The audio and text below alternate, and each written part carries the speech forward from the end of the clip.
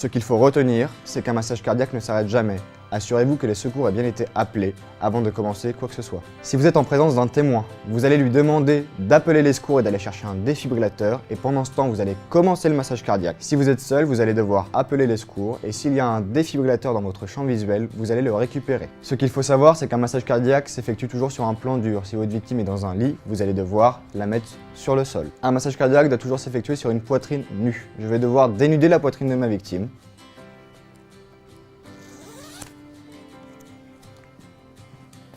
Et je vais devoir mettre le talon de ma main au centre de la poitrine, sur la ligne médiane et sur la moitié inférieure du sternum. Je vais placer maintenant ma deuxième main par-dessus la première, mes doigts entrecroisés pour éviter de casser des côtes.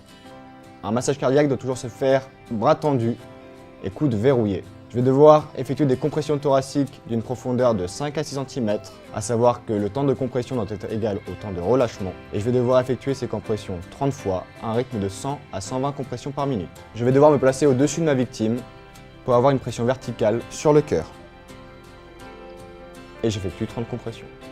1, 2, 3, 4, 5, 6, 7, 8, 9, 10, 11, 12, 13, 15, 16, 17,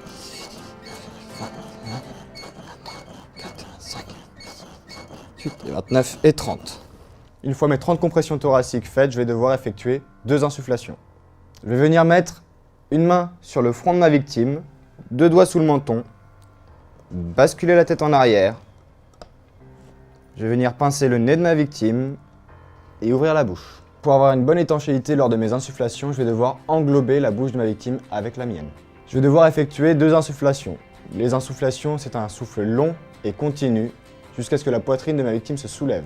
Une fois que la poitrine se soulève, je me recule et je recommence une nouvelle insufflation.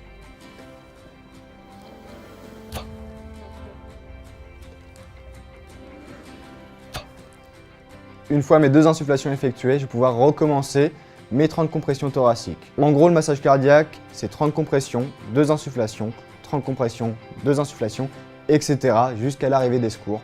On n'arrête jamais un massage cardiaque.